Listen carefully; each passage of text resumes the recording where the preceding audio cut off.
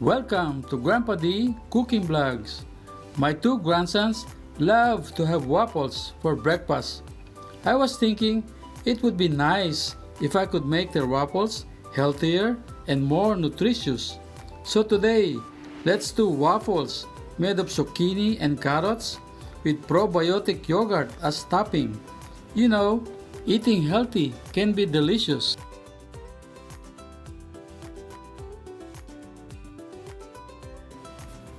Usually, zucchinis are fried into fritters.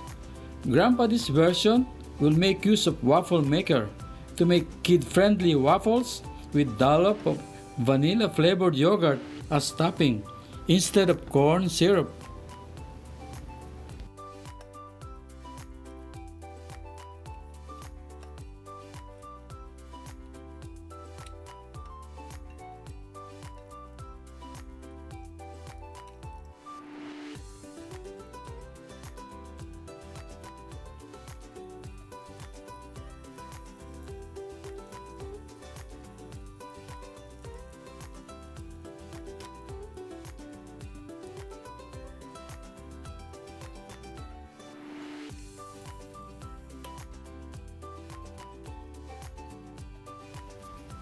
We begin our waffles by chopping the carrots to a fine ground.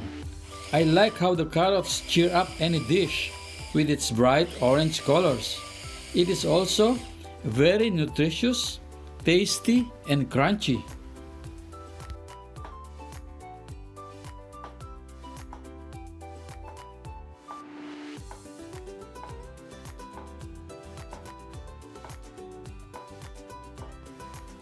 Next, we shred the zucchini thinly.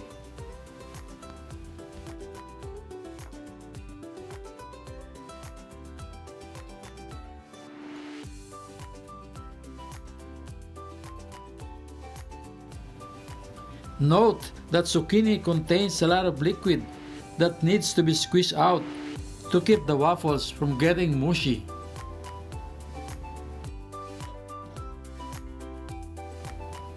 Salt helps to eliminate much of the excess juice from the zucchini.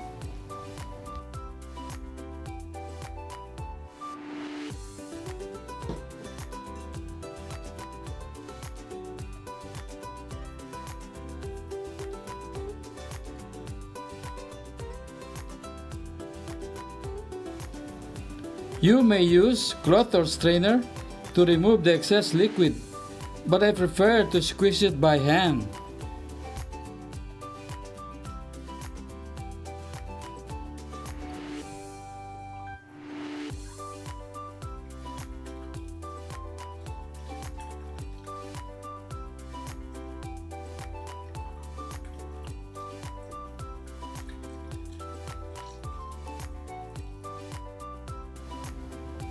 Combine zucchini and carrots.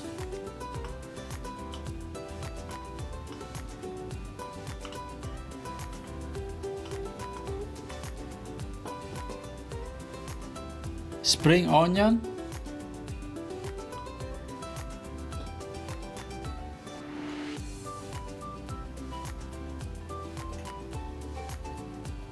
then add 2 slightly beaten eggs.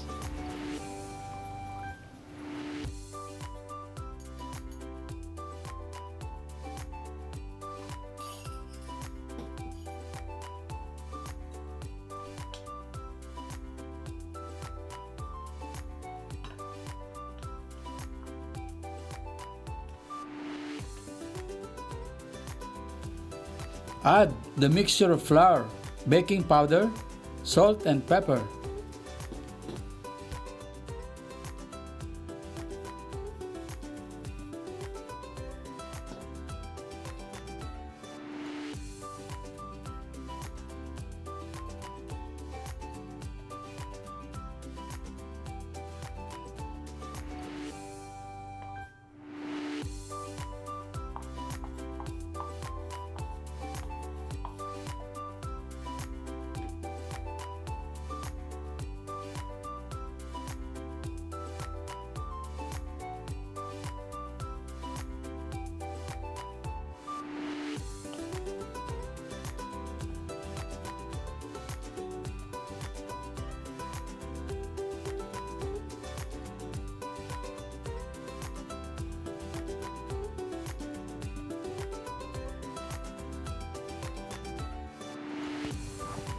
Once incorporated, scoop the mixture into the greased waffle maker.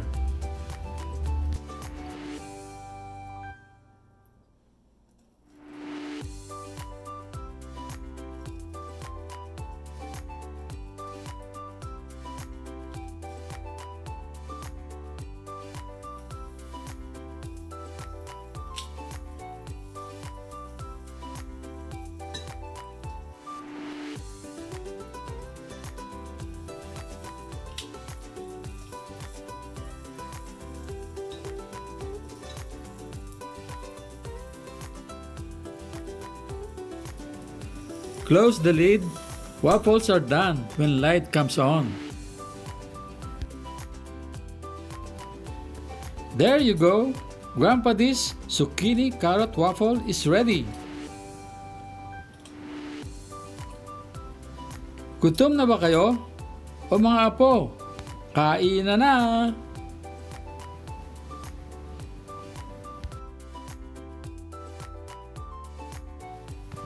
If you enjoyed this video, please like, subscribe, and click the bell button for upcoming videos.